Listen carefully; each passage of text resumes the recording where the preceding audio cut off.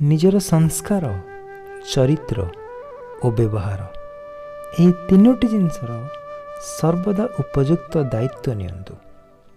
କାରଣ ସଂସ୍କାର ଆପଣଙ୍କୁ ଆପଣଙ୍କ ଜୀବନର ଅନେକ ସମସ୍ୟାର ସମାଧାନ ଦେଇଥାଏ। ଆପଣଙ୍କର ଚରିତ୍ର ଆପଣଙ୍କୁ ଦେଇଥାଏ ସମାଜରେ ସମ୍ମାନ ଓ ଆପଣଙ୍କର ଉତ୍ତମ ବ୍ୟବହାର ଦେଇଥାଏ ଆପଣଙ୍କୁ ଏ ସମାଜରେ ଅନେକ ସୁନ୍ଦର ସୁନ୍ଦର ସମ୍ପର୍କ।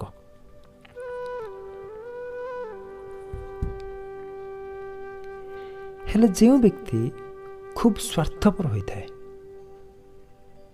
ଯେଉଁ ବ୍ୟକ୍ତି ସର୍ବଦା କ୍ଷଣିକ ସୁଖ ଉପଭୋଗ କରିବାରେ ବ୍ୟତିବ୍ୟସ୍ତ ରହିଥାଏ,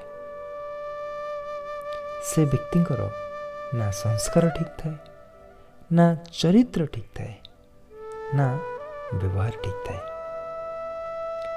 ଏହି ବ୍ୟକ୍ତି ଅଧିକାଂଶ ସମୟରେ ଖୁବ୍ ଅହଙ୍କାରୀ ମଧ୍ୟ ହୋଇଥାନ୍ତି। ଏମାନେ ଅନେକ ଭୁଲ କାର୍ଯ୍ୟରେ ନିଜେ ଲିପ୍ତ ରହି ଅନ୍ୟ ଉପରେ ଦୋଷ ଲଦିବାରେ ଖୁବ୍ ସିଦ୍ଧହସ୍ତ ହୋଇଥାନ୍ତି। ଏମାନଙ୍କଠୁ ସର୍ବଦା ଦୂରେଇ ରୁହନ୍ତୁ।